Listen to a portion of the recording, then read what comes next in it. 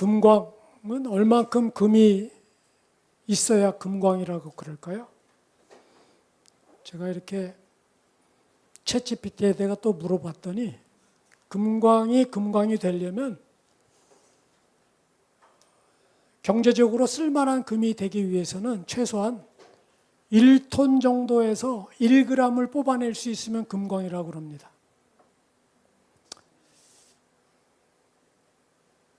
혹시 제 설교 가운데 별로 그렇게 영양가 없고 쓸데없는 거 다 버려지더라도 단 한 문장이, 단 한 단어가 여러분들에게 은혜의 말씀이 들려지면 여러분들은 수심화진 거예요. 금맥을 찾은 거예요. 지난 주간까지 저희가 여호수아를 통해서 하나님의 약속한 땅, 가나안 땅에 들어간 것을 말씀 나눴습니다. 제가 성경에 나오는 많은 인물들을 가만히 보니까 개인적으로 저는 그래요. 세례 요한이 마지막 선지자 오기 전까지 하나님이 쓰임받은 지도자, 제사장이든 왕이든 그들 가운데 여호수아는 가장 알맞은 별명이 있다면 하나님의 마지막 자존심. 저는 그렇게 생각해요. 여러분 성경의 역사를 쭉 보게 되면 여호수아 때 이후서부터는 업다운 하지만 계속 경기가 하락하듯이 다운이에요. 다운. 여호수아 때가 정점이었어요. 오늘 본문은 여호수아 이후에 가나안 땅에 들어간 이스라엘 백성들 사사기에 대한 내용 중에 기드온에 대한 이야기를 좀 나눌까 합니다. 사사기에는 여러분들 잘 알다시피 12명의 사사가 나오죠. 어떤 대표 선수들이 나올 때는 메이저급이 있고 마이너급이 있어요. 그죠? 대사사는 메이저급에 해당하고 소사사는 마이너급에 해당해요. 대사사 하면은 온니엘, 에훗, 두보라, 기드온, 입다, 삼손 6명이 대사사입니다. 소위 메이저급이죠. 나머지 6명은 소사사고. 언제 동안의 내용이 기록이 되어 있느냐? 여호수아가 죽은 날을 얼추 계산을 하면 BC 약 1350년 정도 됩니다. 그리고 이스라엘의 초대 왕 사울이 등극할 때 연도가 BC 약 1050년 정도 돼요. 그러면 그 기간이 최소 300에서 최대 350년 사이가 사사시대라 보면 됩니다. 상당히 오랜 세월이에요. 그 세월 속에 사사기에 자주 나오는 말씀은 딱 2구절이에요. 첫 번째는 이스라엘 자손이 또 여호와의 목전에서 악을 행하였으므로, 어떤 성경에는 또 대신 다시 이렇게. 그리고 그때 이스라엘의 왕이 없었으므로 사람이 각기 자기 소견에 오른 대로 행하였더라. 이 규절은 사사기 17장 6절, 18장 1절, 19장 1절, 사사기 21장 25절 계속 반복해서 나와요. 한마디로 그 시대에 하나님의 목전에서 악을 행하여서 하나님께 진노를 사 그들이 다 쫓아내지 못한 족속들, 사사기 1장 1절에 이렇게 시작해요. 여호수아가 죽은 후에 이렇게 시작해요. 그리고 1장에는 주로 어떤 내용이 나오느냐? 그 족속들 중에 쫓아내지 못한 족속들이 있다는 것을 어떤 지파는 어디 족속을 못 쫓아내므로 못 쫓아내서 못 쫓아냈다는 이야기를 계속 이야기해요. 왜 그럴까요? 성경에 하나님께서 계속해서 반복한 말씀은 너희가 쫓아내지 못한 그 족속이 너희 옆구리에 가시가 될 것이며 그들이 섬기는 신들이 너희에게 올무가 될 것이다. 이거를 보여주느라고 그래요. 그래서 타락하고 그거에 진노를 사서 하나님 앞에 또 부르짖어 회개의 기도를 하고 그래서 하나님께서 사사를 보내서 구원시켜주고 또다시 살만하니까 또 타락하고 이 반복하는 내용이 7번 반복이 되다 보니까 12명의 사사 이야기가 적혀 있는 거예요. 그 중에 저는 오늘 여러분들과 함께 메이저 그룹에 속한 대사사 기드온의 삶을 우리가 한번 생각해 볼까 합니다. 여러분들 기드온 하면 어떤 생각이 나요? 저도 주일학교 때부터 제일 많이 들은 내용이 신나는 내용이 기드온의 300용사예요. 그러니까 그 기드온은 이스라엘 사람들도 지금도 좋아하나 봐요. 가자 지역에 하마스를 때려잡는다고 전격적으로 미사일을 쏟아부은 최근의 전쟁 이름이 작전 이름이 기드온 작전이래.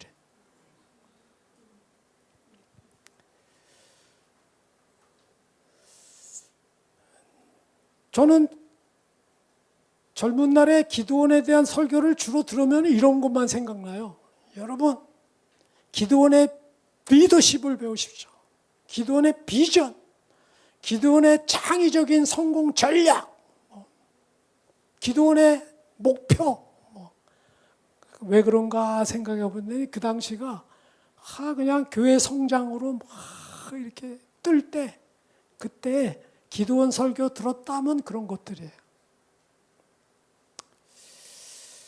그런데 우리가 기드온에 대해서 평가를 해볼 때 물론 삶 가운데 업다운이 있겠지만 진정한 평가가 되려면 그 인생 막바지까지 봐야 되지 않겠어요? 그리고 더 나아가서는 인생 끝나고 그 다음 자손들이 또 어떻게 살아가는지까지 봐야 제대로 평가가 될 거로 생각됩니다. 사실 기드온은 우리의 모습과 아주 닮아 있습니다. 300용사와 함께 그렇게 미디안 족속을 치기 전까지의 기드온의 모습은 아주 우리하고 닮은 점이 많아요. 왜?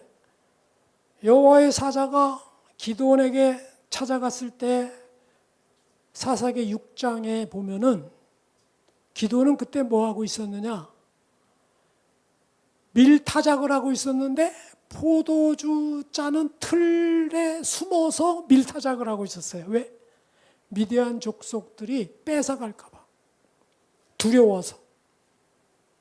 그래서 여호와의 사자가 그때 기드온을 만나 뭐라고 하느냐?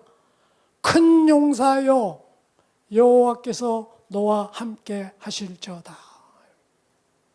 그 두려워 떠는 기드온에게 여호와의 사자는 큰 용사라고 이렇게 호칭해 줬어요. 마치 베드로가 정말 아무것도 모르고 천방지축 믿음도 별로 없을 때 예수님께서 내가 너를 장차 베드로라 하리라. 너를 믿음의 반석으로 내가 부르리라. 그렇듯이 하나님께서는 우리의 현재 모습을 보는 것이 아니고 정말로 하나님께 함께하는 성령의 능력으로 높여졌을 때를 생각하면서 불러주세요. 그런 소심한 기드온은 또 의심도 많았어요. 의심도. 내가 뭘로 여호와 하나님의 그 말을 약속을 믿을 수 있습니까? 양털 시험을 2번 하죠. 다 아시죠? 의심 많기는 우리도 똑같죠. 표징을 보여주십시오. 기적을 내가 목전에서 확인할 수 있게 해주십시오. 그 마음은 우리하고 별바 다를 거 없습니다. 그리고 오늘 본문이 이렇게 시작을 해요. 사사기 8장 22절, 23절을 한번 읽겠습니다. 함께 읽겠습니다. 시작.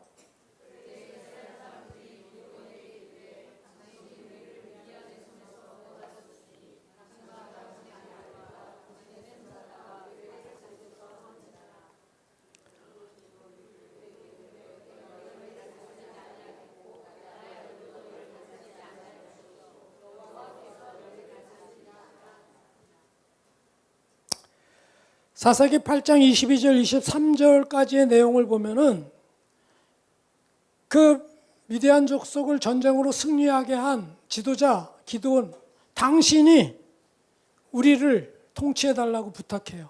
그리고 당신의 아들, 당신의 손자까지. 그랬더니 기드온이 내가 너희를 다스리지 아니하겠고 나의 아들도 너희를 다스리지 아니하겠고 여호와께서 너희를 다스리리라. 얼마나 아주 믿음의 고백이에요. 굉장히 겸손한 내용이죠. 아닌 게 아니라 사사기 6장 15절에 보면은 여호와의 사자가 기드온에게 사명을 줬을 때에 기드온은 이렇게 대답합니다. 그러나 기드온이 그에게 대답하되 오 주여 내가 무엇으로 이스라엘을 구원하리이까? 보소서 나의 집은 므낫세 중에 극히 약하고 나는 내 아버지 집에서 가장 작은 자니이다. 아마 기드온은 므낫세 지파예요. 지난번에 제가 말씀을 잠깐 나눴듯이 요단강 건너기 전 그쪽에 세 지파가 있었어요. 약속의 땅 요단강을 건너지 않고 우리는 여기가 좋아 보이니까 여기서 좀 살게 해달라. 그 지파 중에 므낫세 반 지파가 거기 있었고 르우벤 지파가 거기 있었고 갓 지파가 거기 있었어요. 그러니까 한 지파의 반이 잘려져서 요단강 건너편에 각각 나뉘어져 있으니 적은 지파 아니겠어요? 틀린 말은 아니죠. 그런데 이 적은 거에 대한 컴플렉스는 참 누구에게나 다 있나 봐요. 초대 왕인 사울도 왕이 되도록 기름 부으려고 할 때 그때 사무엘상 9장 21절에 사울은 이렇게 이야기합니다. 사울이 대답하여 이르되 나는 이스라엘 지파의 가장 적은 지파 베냐민 사람 아니니까 또 나의 가족 베냐민 지파 모든 가족 중에 가장 미약하지 아니하니까 당신이 어찌하여 내게 이같이 말씀하시니까. 아주 비슷하죠? 참 사울과 기드온이 짠 건 아닌데 그 마음이 아주 비슷해요. 근데 저는 이렇게 보니까 이 작은 거, 미약한 거 여기에 처하게 되면 겸손하지 말래도 겸손하게 되는 것 같아요. 그래서 저는 그렇게 생각해. 겸손은 스스로 되는 게 아니고 환경이 겸손해야 겸손해지더라. 동의하면 아멘 하세요.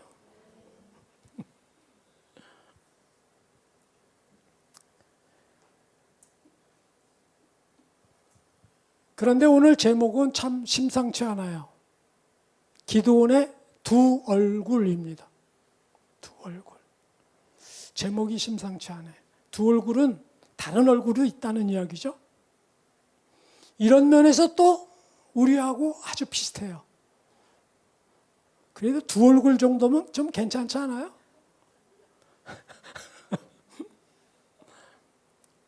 가만히 우리 자신을 들여다보면 두 얼굴 정도 아니죠. 곱하기 한 열은 해야 되지 않나? 그래서 부제목으로 불편한 진실 이렇게 해놨어요.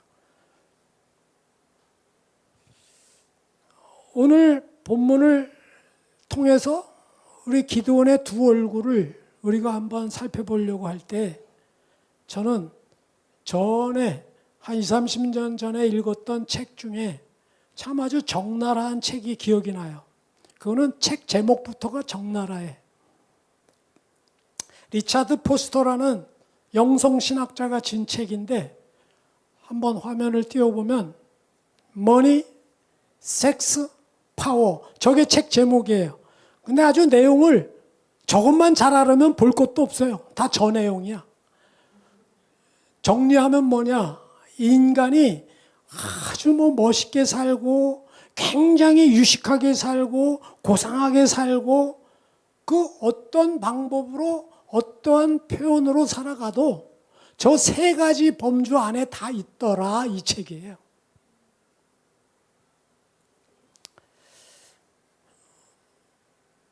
최근에 기사를 보면서 제가 저 책 내용하고 싱크로도 되는 하나의 일치가 되는 그 기사거리를 봤어요.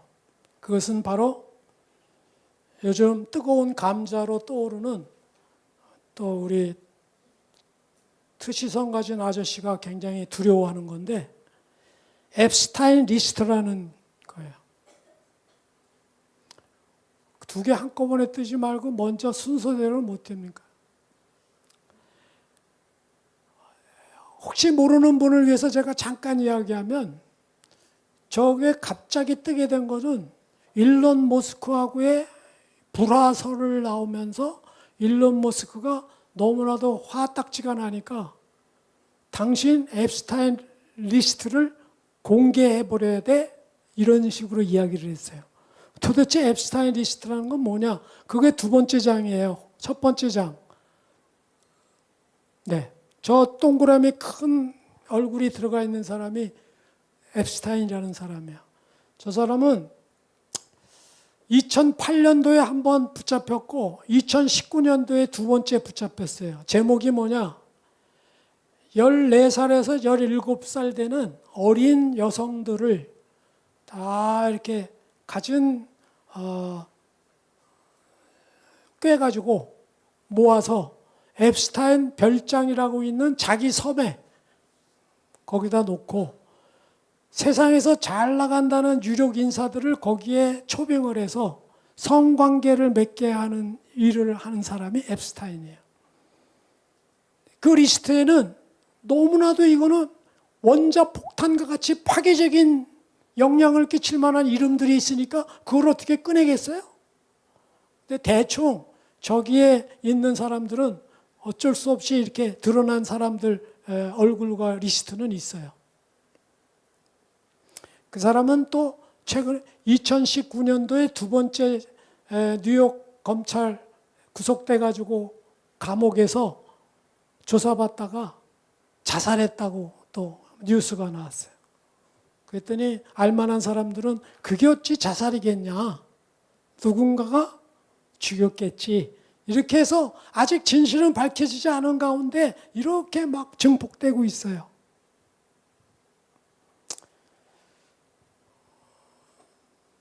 저기에 면면된 어떤 그 자격들을 이렇게 잠깐 보면 첫 번째 저기에는 대부분 아시는 분들이에요. 뭐 일론 머스크, 빌 클린턴, 도널드 트럼프, 레리 서머스. 레리 서머스는 전 하버드대 총장이고요. 무하마드 빈 살만, 사우디 왕사자.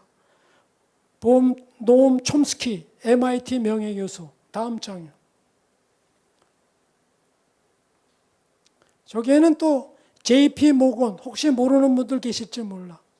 JP 모건. 이거는 미국의 금융회사 가운데 제일 넘버 원에 속해요. 여기는 피해자들에게 약 3,741억 원을 지급하기로 합의를 했어요. 왜? 그 은행에서 다 그 계좌가 거래됐기 때문에. 그 옆에 도이체뱅크 CEO, 피해액들에게 967억 지급 합의하기로 했다. 앤드류 영국 왕자, 찰스 왕자의 동생이에요. 그 양반은 191억 원의 합의금을 지급하고 왕실을 직무 사퇴했대요.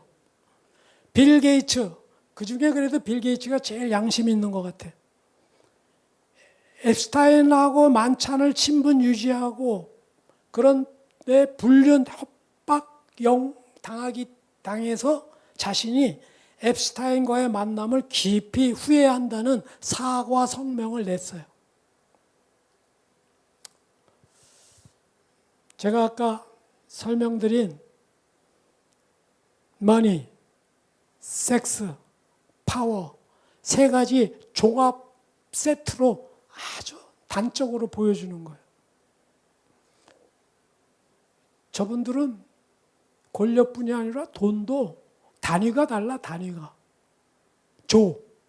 놀라지도 않죠, 조. 1조면은 여러분 얼마인가를 제가 이렇게 또 한번 계산해 봤어요.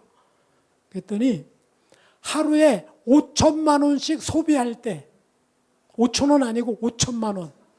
그럴 때 548년을 써도 다 못 써. 왜 그러냐? 왜 그러냐? 복리이자가 계속 늘어나니까. 근데도 저 양반들은 그거 만족 못 해. 왜? 쟤는 나보다 2조가 더 많거든? 그러고 사는 거예요. 그래서 제가 엊그젠가 5천 원 주고 치킨 다리 한쪽을 먹는데 너무 행복하더라고.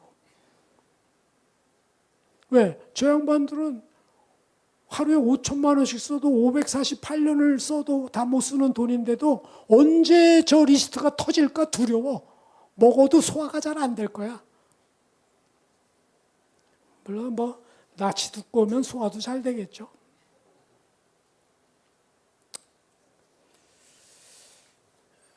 오늘 본문의 기도원의 내용으로 다시 돌아가서 사사기 8장 24절부터 27절까지를 우리가 한번 보겠습니다. 제가 읽겠습니다. 24절. 기도원이 또 그들에게 이르되 내가 너희에게 요청할 일이 있으니 너희는 각기 탈취한 귀고리를 내게 줄지니라 하였으니 이는 그들이 이스마엘 사람들이므로 금 귀고리가 있었음이라.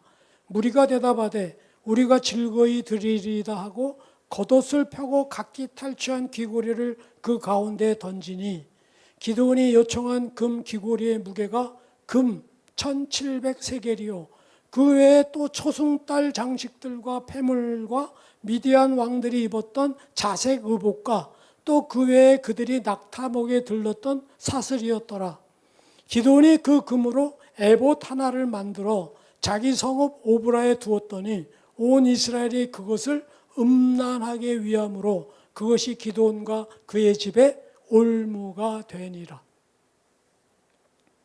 아까 나와 내 아들이 다스리지 않겠다. 누가 다스리게 하겠다? 여호와께서 다스리게 하겠다.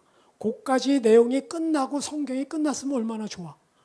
근데 느닷없이 뜬금없이 기드온이 또 그들에게 이르되 뭐를 요구해? 금귀고리. 미디안에게 전쟁에 승리해서 탈취했던 그런 금귀고리, 초생달 장식 뭐 이런 것들 다 갖고 와라. 왜? 내가 뭐 먹으려고 그러는 거 아니야? 거룩하게 제사장 의복, 에봇을 그걸로 만들려고 그래. 이해됐지? 그리고 그것을 자기 집 오브라에게 두었다는 이야기예요. 그래서 제가 또 한번 계산해 봤죠. 왜 성경은 굳이 금 1700세겔 이렇게 구체적으로 까발릴까? 그걸 또 금액으로 또 환산을 안 해볼 수가 없어요. 그죠? 우리는 왜? 관심이 많잖아. 그거 얼마씩이나 될까? 계산해 봤더니요. 금 1700세겔은 약 20kg 정도가 됩니다. 킬로그램당 현재 시세로 조사해 봤더니 1억 4,800만 원 정도 돼요. 그거를 곱해 보니까 대충 현 시가로 한 30억쯤 돼요. 별로 안 놀죠. 뭐 아직 안 놀리는 게 당연해요. 왜 그러냐면 열왕기상 10장 16절에 보면 사이즈가 다른 분 이름이 나와. 급이 달라, 급이. 솔로몬의 금방패를 만들었는데 200개를 만들었어요. 은은 치우고 금으로만 따집시다.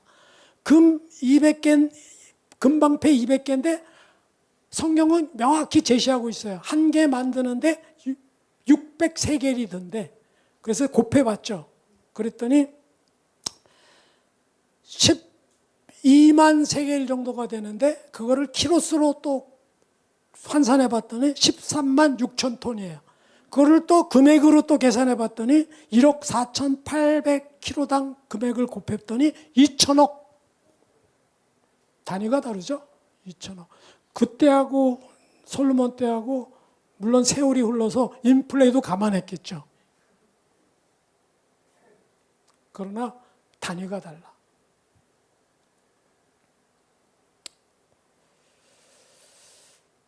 거기 또 보면은 초승달 장식도 가져왔다 그래요. 여러분 초승달 하면 생각나요? 여러분 지금 이슬람 국가의 국기에는 대부분 초승달이에요. 터키, 사우디아라비아, 파키스탄, 시리아, 말레이시아 대부분 국기 보면 십자가는 없고 다 초승달이에요. 초승달. 왜? 이스마엘의 후손들. 여러분 국제 구호단체의 적십자 아시죠?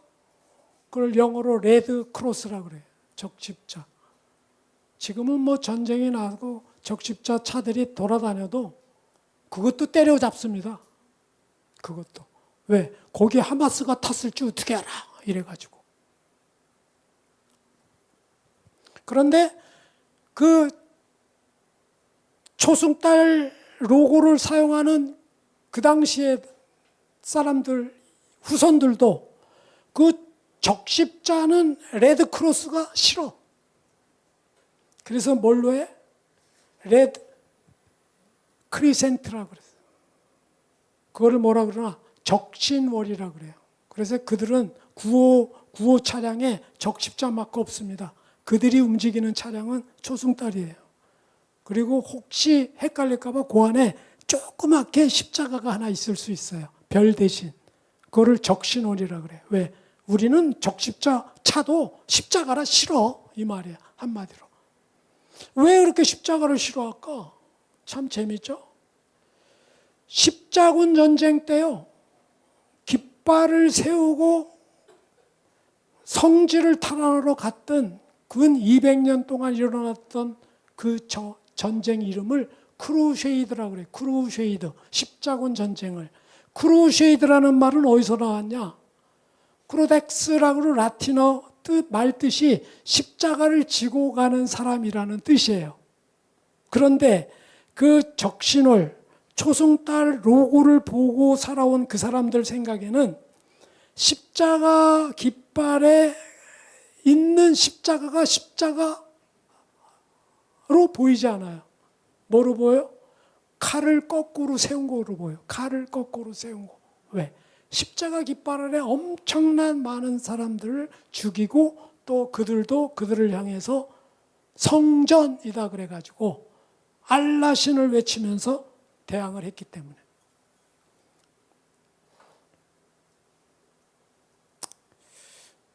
시간을 또 줄이기 위해서 샛길로 가는 것을 제가 자제해야 돼요.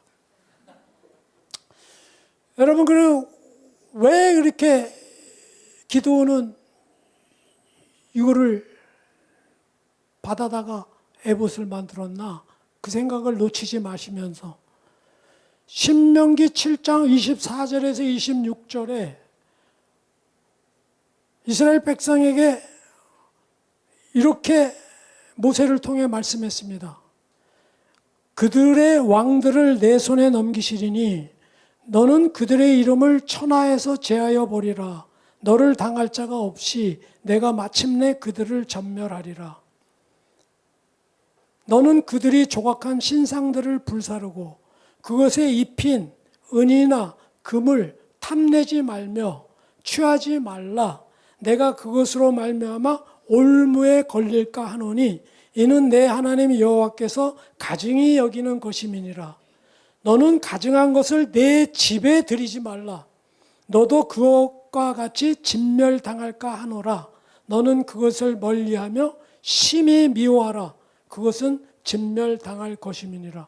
여러분, 신명기 준 이 말씀을 과연 기드온이 생각을 했을까?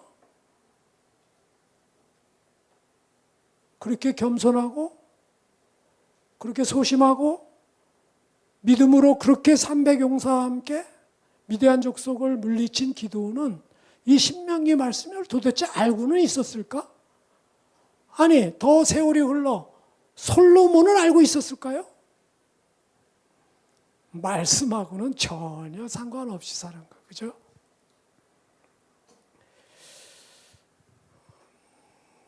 일조 되는 금액을 눌러 앉아가지고 현재 살아가는 사람이나 혹시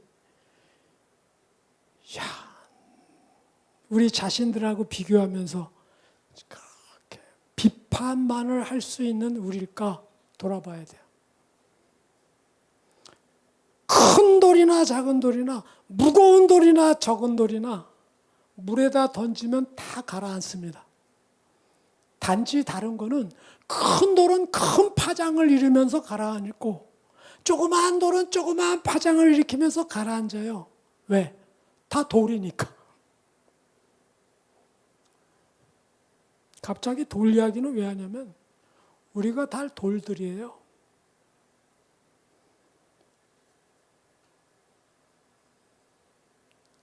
던져져서 가라앉지 않도록 건짐받지 않은 돌이 문제인 거지.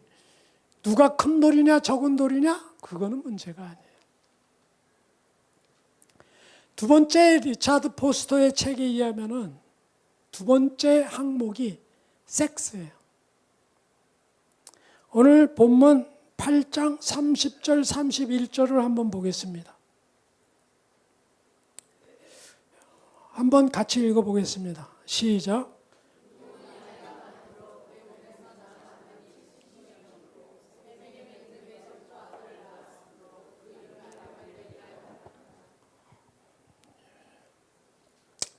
오늘 본문의 구절을 보게 되면요. 28절에 보면 그가 사는 날 동안 40년 동안 평안했더라 그러고요. 또 기드온의 마지막 죽는 장면을 기드온이 나이가 많아 죽음에 아비에셀의 사람의 오브라에 있는 그의 아버지 요아스의 묘실에 장사되었더라. 이 말을 합쳐서 보면은 무병장수 만수무강 만사형통하다가 오랫동안 잘 살다가 그리고 죽었다 이 말이에요. 그러니 40년 동안 전쟁에 승리하고 나서도 40년 동안 평온했으면은 그 40년 동안 뭐하고 살았겠어요? 아내를 많이 갖는 거지. 아내에서 난 아들만 70, 딸은 안 셌어요. 딸은 안 셌어. 거기다가 그것도 좀 부족한 것 같아. 저 세겜이라는 장소 혹시 기억나요? 세겜 하면 딱 떠오르는 장소가 야곱의 딸 디나가 세겜 지역에 있는 사람 궁금해서 돌아다니다가 세겜 추장한테 겁탈을 당해서 그 다음에 그거를 정리를 어떻게 했어요? 시몬하고 레위 지파 거기 아들들 둘이가 작전을 짜가지고 할례를 받게 해야 너희 족속과 우리 족속이 통혼할 수 있다 해서 할례를 시킨 다음에 할례를 시키니까 어떻게 해요? 꼼짝 못하죠? 다 목을 쳐서 죽였어요. 거기가 세겜이에요. 그런가 하면 여호수아가 마지막 자기 삶을 다할 때 마지막 설교를 어디서 했냐? 세겜에서 했어요. 그때 내용이 이겁니다. 24장 15절 보면 여호수아 너희가 오늘 섬길 자를 택하라. 나와 내 집은 여호와를 섬기겠노라 이거예요. 나는 이제 가는데 남은 너희들은 너희들이 선택해. 그거와 상관없이 어떻든 나는 나와 내 집은 여호와를 섬기겠다. 그걸 선포한 데가 세겜이에요. 장소는요. 이렇게 신앙 고백하는 데하고 상당히 밀접합니다. 세겜은 두 가지가 공존을 하죠. 그러니까 영적으로 굉장히 악한 곳과 또 그러기 때문에 영적으로 새로워질 장소가 세겜이에요. 여러분 예수님께서 제자들을 데리고 이제 공생의 거의 끝마칠 쯤에 어디에 이르렀을 때 너희는 나를 누구냐 하느냐 이렇게 테스트를 했을까요? 가이사랴 빌립보라는 데에 이르러서 그래요. 도대체 가이사랴 빌립보는 왜 그런데 그 장소가 거기에 가이사랴, 케사르, 줄리어스 시저 그 형상을 신처럼 섬기는 동상들이 많고 세상 왕권을 다 쥐고 흔들 만한 그런 건물이나 동상들이나 그런 것들이 가득한 동네가 가이사랴 빌립보예요. 빌립보 왕도 자기 이름을 거기다 슬쩍 넣은 거지. 그래서 도시 이름을 그렇게 적은 거죠. 가이사랴 필리푸스라고요. 거기서 예수님은 물어요. 세상 사람들이 나를 누구라 하느냐. 감이 잡히시죠? 그런 데가 세 개면 거기까지 가서 첩을 얻어요. 그러니까 자기 사는 동네에 있는 숫자 갖고도 부족한가 봐. 거기서 난 아들 이름이 아비멜렉이었더라. 그래요. 아비멜렉. 그런데 참 안타깝게도 이 아비멜렉 첩에 의해서 난 그 아비멜렉 그 친구 때문에 아주 돌이킬 수 없는 사건이 벌어지죠. 그 오브라에 있는 처에서 난 아들들 70명을 세겜에 있는 첩의 몸에서 난 아비멜렉이 전부 70명을 죽이는 기록이 사사기 9장 5절에 이렇게 기록이 되어 있습니다. 오브라에 있는 그의 아버지의 집으로 가서 여룻바알의 아들, 여룻바알은 기드온의 다른 이름이에요. 바알과 싸워 이겼다라는 뜻이죠. 아주 이름은 굉장히 아주 영적이에요. 자기 형제 70명을 한 바위에서 죽였으되 다만 여룻바알의 막내 아들 요담은 스스로 숨었으므로 남으니라. 그러니까 70명 죽은 게 아니고 계산해 보니까 69명이 죽었어요. 한 명 살았어. 요담만. 누구한테 당했어요? 아비멜렉이라는 세겜에 있는 첩의 아들로부터. 왜 이렇게까지 죽였을까? 나중에 또 파워할 때 말씀을 드리겠지만 중복이 되지만 굳이 짚고 넘어가야 될 것은 아비멜렉이라는 이름 뜻 자체가 네 아버지는 왕이다 이런 뜻이에요. 너는 왕의 아들이야. 그런 이름의 뜻이 아비멜렉이에요. 그거를 져줬어요. 그러니 이 아들은 자라면서 어떤 생각을 했겠어요? 다음에 왕이 되려면 저 70명 중에 분명히 나올 텐데 나는 첩의 아들이라. 근데 나는 이름이 왕의 아들인데? 제 생각입니다. 그래서 가서 쳐 죽였어요. 여기에도 급이 다른 분을 한 분 소개 안 할 수가 없어. 솔로몬. 열왕기상 11장 3절에 이런 기록이 있습니다. 이 왕은 솔로몬이에요. 후궁이 700명이요. 첩이 300명이라 그의 여인들이 왕의 마음을 돌아서게 하였더라. 급이 다르죠?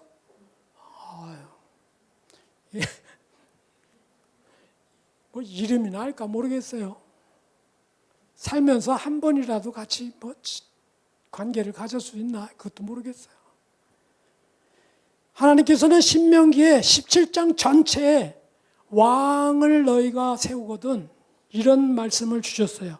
신명기 17장 17절에서 20절 제가 읽겠습니다. 그에게 아내를 많이 두어 그의 마음이 미혹되게 하지 말 것이며 자기를 위하여 은금을 많이 쌓지 말 것이니라. 그가 왕위에 오르거든 이 율법서의 등사본을 레위 사람 제사장 앞에 책에 기록하여 평생에 자기 옆에 두고 읽어 그의 하나님 여호와의 경외하기를 배우며 이 율법의 모든 말과 이 규례를 지켜 행할 것이라. 그리하면 그의 마음이 그의 형제 위에 교만하지 아니하고 이 명령에서 떠나 좌로나 우로나 치우치지 아니하리니 이스라엘 중에서 그와 그의 자손이 왕위에 있는 날이 장구하리라. 그에게 아내를 많이 두어서 그 마음을 미혹되지 말게 하래요. 솔로몬의 마음이 미혹된 것은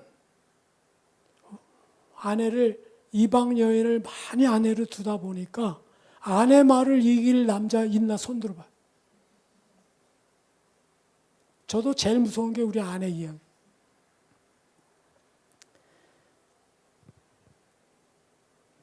다윗은 어때요? 다윗도 자기 아내만으로도 만족하지 못해서 밧세바를 눈에 보이는 대로 취해서 그에게서 난 아들로 인해서 또 그런 범죄를 저지름으로 인해서 그의 말년에 압살롬이라는 아들한테서 큰 망신을 당하고 반역을 당합니다.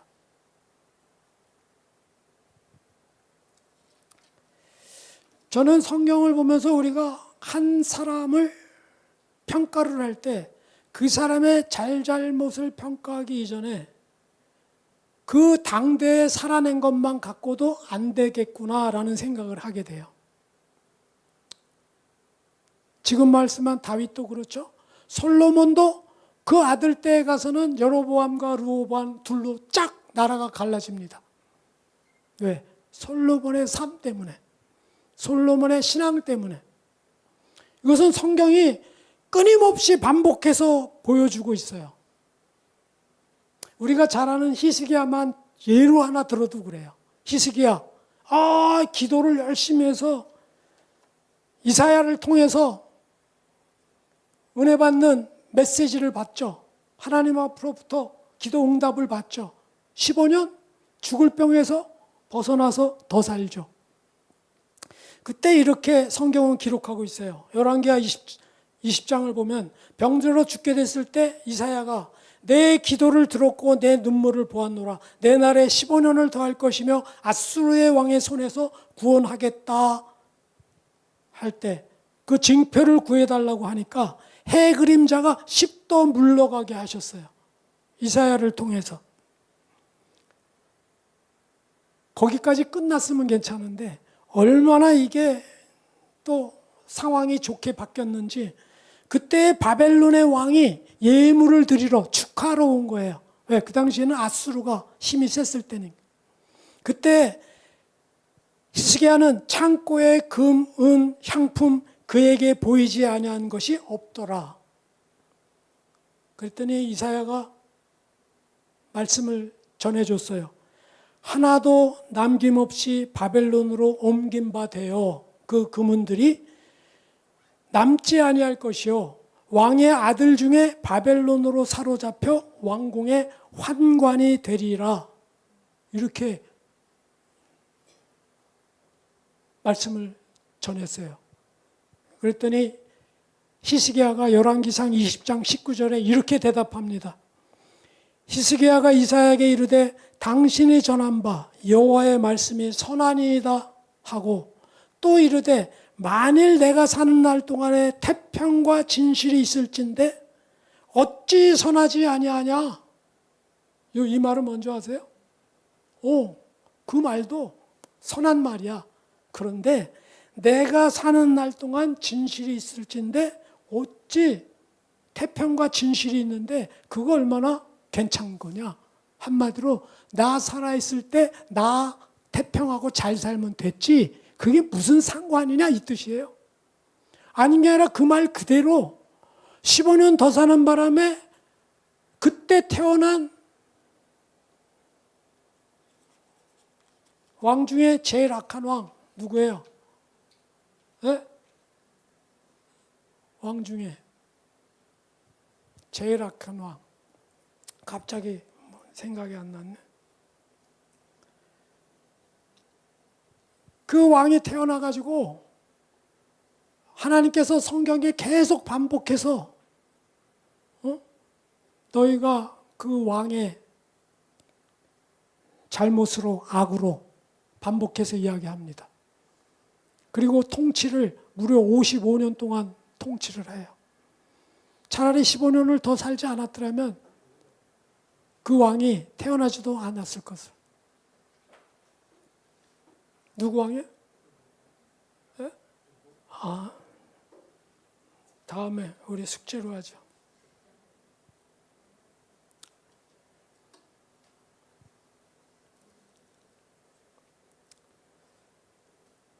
마지막으로 세 번째로 권력, 파워에 대해서 한번 보겠어요.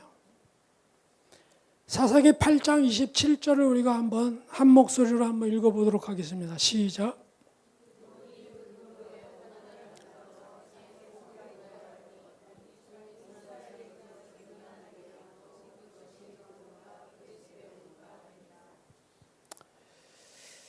거기에 보면은 에봇, 금으로 에봇 하나를 왜 만들었을까? 그런 질문을 한번 던져볼 수가 있고요. 또 왜 그는 자기의 성읍인 오브라에 두었을까?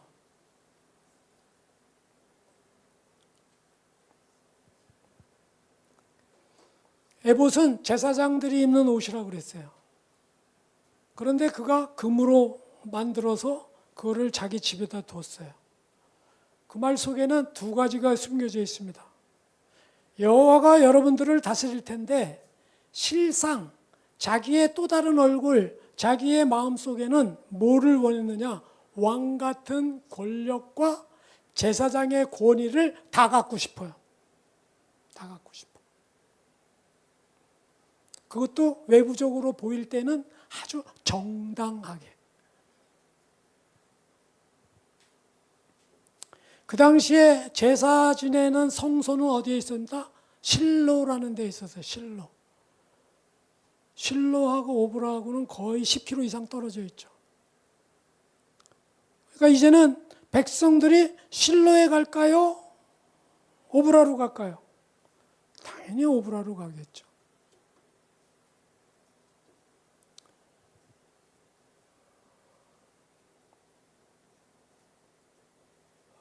왕 같은 권위를 갖고 싶은 심정은 어디에도 배어나오나? 아까 말씀드렸듯이 세겜에 있는 첩의 아들의 이름을 아비멜렉이라고 지었어요. 그 이름의 뜻은 왕의 아들이라는데. 말만 그렇게 했지 실제는 자기가 왕 같은 권위로 스스로 생각을 하는 거예요. 이것이 우리의 두 얼굴 중에 하나입니다. 마태복음에 보면은 바리새인과 서기관들이 예수님의 제자들이 손을 씻지 않고 벼이삭을 까먹는 거 시비 걸 때, 쉽게 말하면 장로들의 전통을 왜 안 지키냐고 시비 걸려고 할 때, 그때 예수님께 그거를 물을 때 예수님께서 마태복음 15장 8절에 이렇게 말씀하십니다. 이 백성이 입술로는 나를 존경하되 마음은 내게서 멀도다.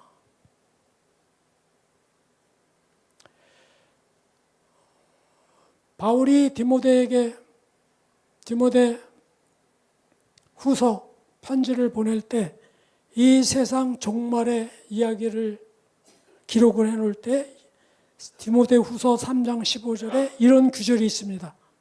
말세에는 경건의 모양은 있으나 경건의 능력은 부인하는 자니. 모양은 아주 잘 지켜. 모양은. 그러나 실제는 경건의 능력 자체를 마음속에 믿거나 거기에 인정하는 건 없어요.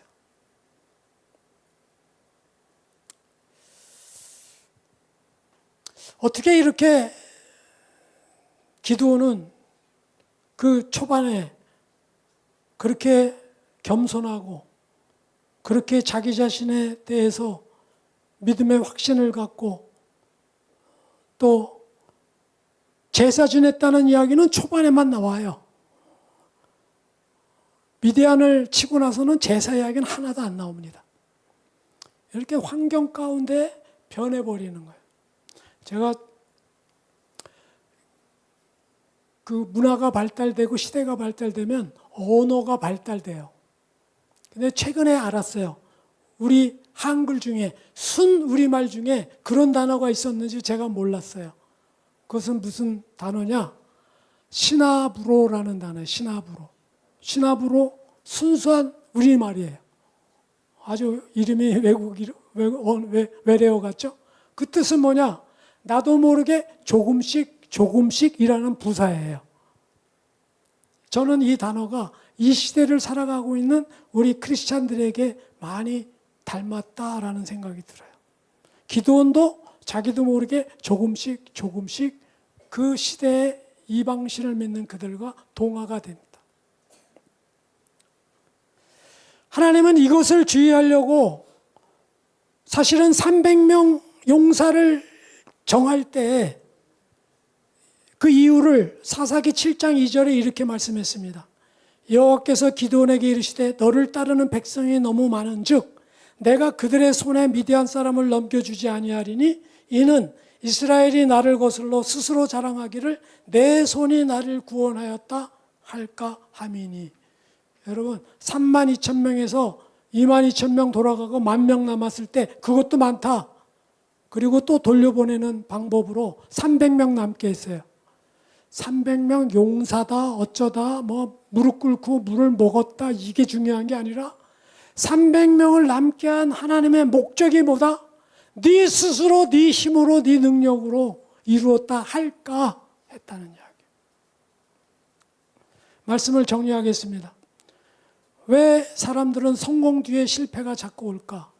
왜 이렇게 우리 스스로들은 하나님의 말씀을 떠나 자꾸만 신압으로 점점 바뀌어 갈까? 두 가지로 저는 봅니다. 하나는 하나님의 말씀이 우리 안에 없다. 하나님의 말씀을 사모하지 않는다. 그렇기 때문에 예배도 안 하게 되고 그렇기 때문에 하나님의 은혜를 잊게 되는 거죠. 하나님의 말씀이 없으면 하나님의 은혜를 잊게 됩니다. 점점 시대를 따라 신압으로 됩니다. 두 번째, 철저한 자기 부인이 없었다.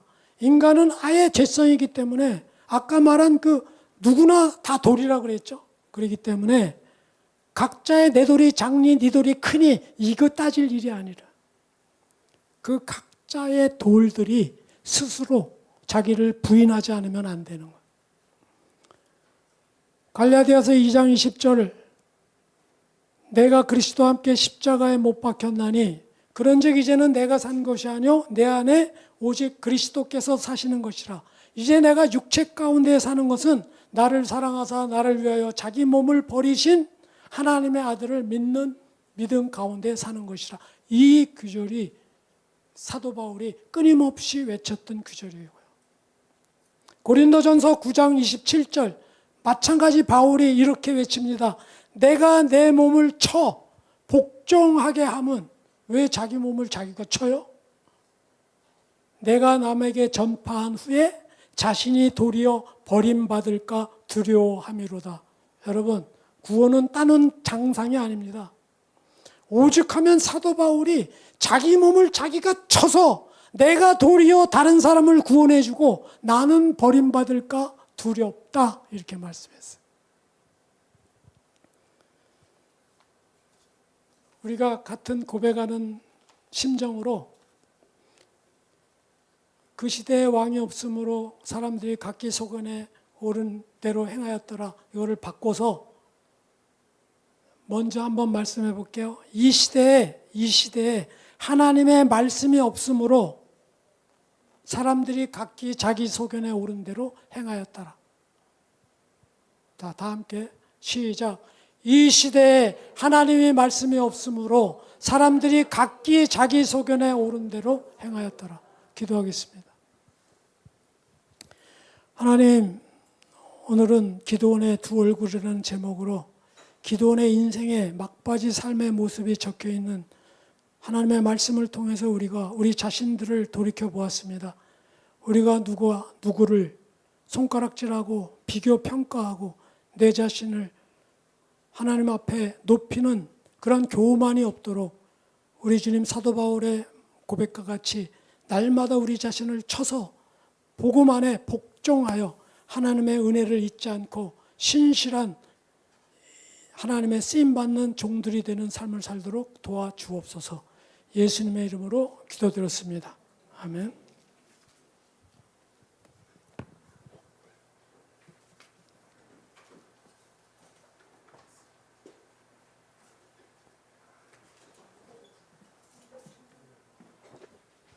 교회 소식입니다.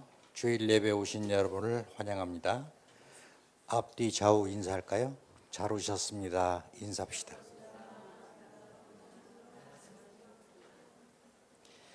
예배 후 셀 모임이 있습니다. 예수 생명으로 교제하시기 바랍니다.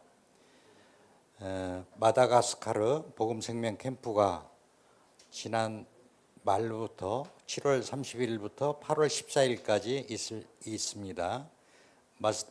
마다가스카르의 한인교회 청소년 현지 목회자를 위한 복음 생명 캠프가 순차적으로 열리고 있습니다. 마다가스카르는 아프리카 남동쪽 인도양에 있는 섬나라입니다. 마다가스카르의 생명의 복음이 전해질 수 있도록 서영석 목사님과 동역자들을 위해 기도해 주시면 감사하겠습니다. 전교인 MT가 8월 15일 10시부터 5시까지 연천 꽃사슴 센터에서 있을 예정입니다. 공동체가 함께 교제하며 세리식도 있을 예정입니다. 어제 초등부가 다녀왔다고 하는데 매우 물도 좋고 아주 경치가 좋답니다. 기대하시고 8월 15일 많이 참석해 주시면 감사하겠습니다. 다음 세대 여름 사역이 성도님들의 기도와 후원으로 잘 마쳤습니다. 유초등부, 청소년부, 청년부가 시절을 따라 열매 맺는 믿음의 나무로 성장하게 나가기를 기도해 주시면 감사하겠습니다. 극단 비유 뮤지컬 메리골드 공연이 8월 22일부터 8월 31일까지 꿈의 숲 아트센터 퍼포먼스홀에서 있을 예정입니다. 공연 시간은 주보를 참조해 주시면 감사하겠습니다. 성경 일독학교 공동체가 신구약 전체를 시대순으로 읽어나가고 있습니다. 기간은 90일 동안 7월 14일부터 시작했고 11월 2일 날 마칩니다. 이번 주 중식은 박승빈 청년이 생일 감사로 섬겨주십니다. 중보 기도입니다. 말씀을 전하시는 이윤석 목사님의 강건함을 위해 안식년을 보내고 계시는 조영 목사님과 김태혁 사모님의 강건함을 위해 교회 학교와 새 소식반을 통해 믿음의 다음 세대가 세워지도록 중보 기도해 주시기 바랍니다. 목사님 나오셔서 축도하심으로 예배를 마치겠습니다. 기도하겠습니다. 우리를 죄 가운데서 구원해 주신 예수 그리스도의 은혜와 우리를 세상 끝날까지 사랑하여 주시는 하나님의 무한하신 사랑하심과 성령님의 감동과 위로 역사하심이 오늘 주일 예배를 마치고 돌아가는 주님의 귀한 권속들 머리 위에와 저들의 가정과 일터와 학업 위에 또 해외에 나가 있는 우리 권속들, 군문에 나가 있는 자녀들, 선교지에 나가 있는 우리 선교사들과 안식년 가운데 있는 조용화 목사님 가정 위에 지금부터 영원까지 함께 없기를 간절히 축원드리옵나이다. 아멘.